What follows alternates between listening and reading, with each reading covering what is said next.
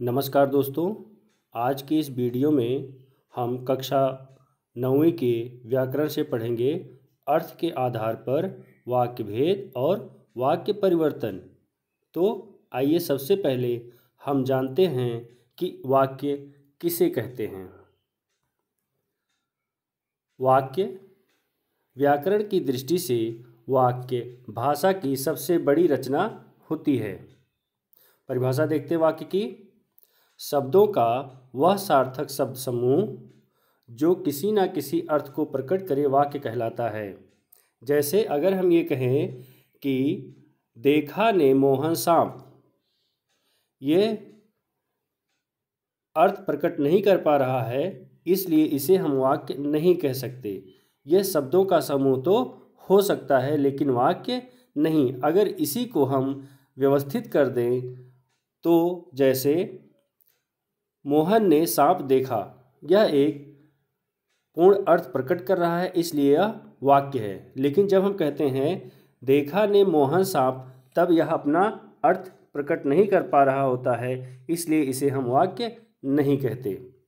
तो सार्थक वाक्य देखते हैं। बच्चे खेलने गए, तुम बाहर बैठो, भगवान आपका भला करे, रामू बाजार नहीं गया, शायद आज मैं दिल्ली ना जाऊं। इसमें आप ध्यान देंगे तो आपको पता चलेगा यहाँ पर काम हो रहा है।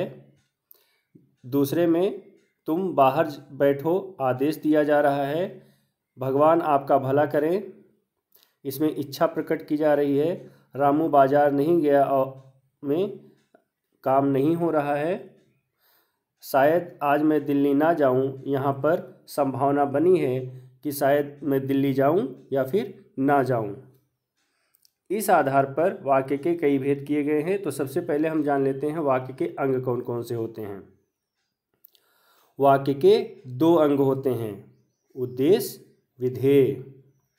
उद्देश्य, पहला है उद्देश्य, वाक्य में जिसके बारे में कुछ कहा जाए। विधेय, उद्देश्य के बारे में जो कुछ कहा जाए। नीचे उदाहरण देखेंगे। गंगा हिमालय से निकलती है, गंगा हिमालय से निकलती, ये वाक्य है। यहाँ पर गंगा के बारे में बताया जा रहा है कि वह हिमालय से निकलती है। तो यहाँ पर उद्देश्य और विधेय हम देखेंगे तो गंगा यहाँ पर उद्देश्य है और हिमालय से निकलती है ये विधेय है। ये आपका क्या हो गया, विधेय। रोहित शर्मा ने शतक लगाया, रोहित शर्मा ने उद्देश्य शतक लगाया, ये विधेय।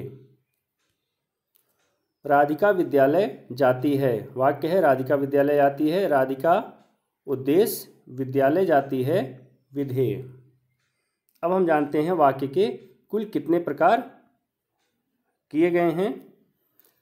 हिंदी में वाक्यों का वर्गीकरण मुख्यतः दो दृष्टियों से किया जाता है। पहले भाग में हम पढ़ चुके हैं रचना के आधार पर। इसमें हम वाक्य की संरचना, बनावट या स्वरूप पर ध्यान देते, किस तरह वह लिखा जाता है।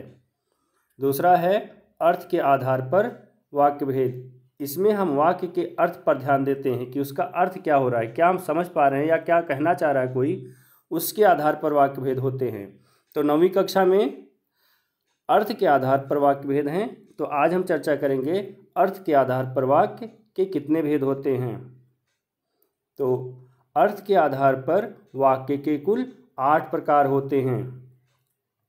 पहला है विधानवाचक या विधिवाचक वाक्य, दूसरा निषेधवाचक वाक्य, तीसरा आज्ञावाचक वाक्य, चौथा प्रश्नवाचक वाक्य, पांचवा विस्मयवाचक वाक्य, छठवां संकेतवाचक वाक्य, सातवां है इच्छावाचक वाक्य, आठवां संदेहवाचक वाक्य, संदेहवाचक वाक्य। तो आइए अब इनको जानते हैं कि किस तरह के वाक्य इन भेदों में आते हैं। पहला है विधानवाचक या विधिवाचक वाक्य। जिस वाक्य में किसी कार्य के करने या होने की सामान्य स्थिति का बोध हो, जिसमें सामान्य तरीके से ये बताया कहा जाए कि कोई काम हो रहा है। जैसे वह कार से बाजार गया, बादल बरसते हैं, राम स्कूल गया, पापा रोज ऑफिस जाते हैं, चिड़िया पेड़ पर बैठी है। वास्तव में हम सब प्रकृति के बालक हैं। ये सभी सामान्य तरीके से कार्य के होने या करने का बोध दिला रहे हैं, इसलिए विधानवाचक वाक्य हैं। जैसे वह गया, वह खेल रहा है, वह पढ़ रहा है, रामू ने खाना खाया।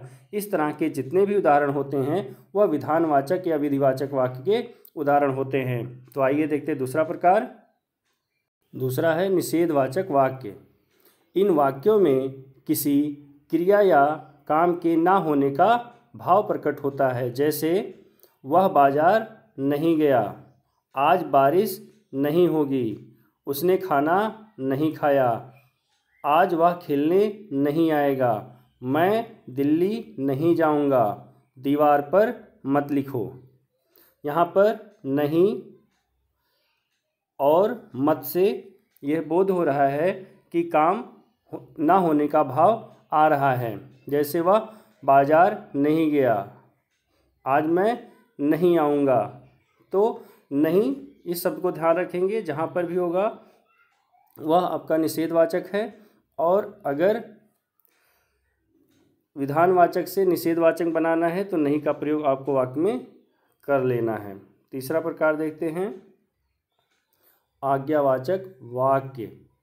जिन वाक्यों में किसी आदेश, आज्ञा, निर्देश का ज्ञान हो, जैसे यहाँ शोर मत कीजिए, बाहर इंतज़ार करो, आज्ञा दिया जा रहा है, यहाँ से जाइए, उधर खड़े हो जाओ, निर्देश दिया जा रहा है आपको, जाओ बाजार से सब्जी लाओ, समय पर विद्यालय पहुँचना। तो इन सब में आज्ञा या निर्देश दिया जा रहा है या आदेश दिया जा रहा है कि समय पर विद्यालय पहुँचना आदेश है। जाओ सब्जी लेकर आओ, बाज़ार से सब्जी लाओ या बाज़ार से सब्जी लेकर आओ, ये आदेशवाचक है। बाहर खड़े हो जाओ, ये आपको जो है निर्देशित भी किया जा रहा है। यहाँ से जाइए, यह आज्ञा है। इस तरह से इसमें आज्ञा, निर्देश और आदेश का बोध होता है। अगला प्रकार देखते हैं प्रश्नवाचक वाक्य। इन वाक्यों में प्रश्न पूछे जाने का बोध होता है। इन वाक्यों में प्रश्न पूछा जाता है। तो प्रश्न हम कैसे पूछते हैं? आपका नाम क्या है? तुम्हारा मित्र कहाँ पढ़ता है? प्रश्न पूछा जा रहा है और इस वाक्य में प्रश्नवाचक चिन्ह भी लगे होते हैं। तुम दिल्ली कब जा रहे हो? कब? आपका घर कहाँ है? कहाँ? तुम कब आओगे? कब? तुम्हें परीक्षा में कितने अंक मिले? ये प्रश्नवाचक के उदाहरण हैं। क्या, कहाँ, कब, क्यों, कैसे, कितने, ये सभी। अगला प्रकार देखते हैं, पांचवा है विस्मयवाचक। जिन वाक्यों में हर्ष, घृणा, शोक या आश्चर्य के भाव प्रकट हों, जैसे अरे तुम आ गए, इसमें आश्चर्य का भाव प्रकट हो रहा है। वाह, खाने में मज़ा आ गया, वाह। और यहाँ पर ये जो चिन्ह लगा हुआ है अरे के बाद, ये विस्मयादिबोधक चिन्ह होता है। तो विस्मयादिबोधक वाक्यों में ये चिन्ह अवश्य लगे होते हैं। पहला जो अक्षर है अरे, वाह, हाय, छी, शाबाश, इस तरह के जो शब्द होंगे उसके तुरंत बाद विस्मयादिबोधक चिन्ह लगा होता है। इसको इसी तरह से हम पहचान सकते हैं। अगर ये चिन्ह आपको दिखता है तो वो विस्मयादिबोधक का उदाहरण है। तो हम बात कर रहे थे वाह, खाने में मज़ा आ गया, तो ये हो जाएगा हर्ष सूचक। हाय, यह क्या हो गया? यह क्या हो गया, इसमें शोक प्रकट हो रहा है। छी, कितना गंदा घर है, छी, ये सब विस्मयादिबोधक है। और कितना गंदा घर है, ये पूरा जो वाक्य है वो घृणा। शाबाश, तुमने बहुत अच्छा काम किया है, ये हर्ष सूचक। तो ये इस तरह से हम उनको पहचान सकते हैं। अगला प्रकार देखते हैं, संकेतवाचक वाक्य। इन वाक्यों में एक काम दूसरे पर निर्भर होता है, अर्थात जब तक एक काम नहीं होगा दूसरा नहीं हो सकता, या एक काम पहले काम होने का प्रभाव दूसरे पर जरूर पड़ता है। उदाहरण देखते हैं, यदि वर्षा होगी तो फसल अच्छी होगी, यदि बारिश नहीं होगी तो फसल अच्छी नहीं होगी। एक काम दूसरे पर निर्भर है। जब तुम आओगे तब मैं जाऊंगा, जैसा करोगे वैसा भरोगे।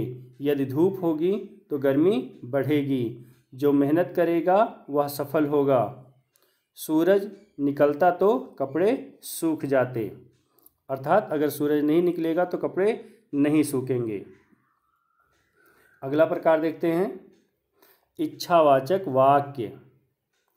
इन वाक्यों में व्यक्ति की इच्छा, आशा, शुभकामना व आशीर्वाद का भाव होता है। जैसे भगवान तुम्हारा भला करें, इच्छा है इसमें। ईश्वर हर काम में आपकी सहायता करे, इसमें भी इच्छा है। आपकी यात्रा मंगलमय हो, शुभकामना। तुम सदैव सुखी रहो, आशीर्वाद दिया जा रहा है। आप दीर्घजीवी हों, ये भी आशीर्वाद।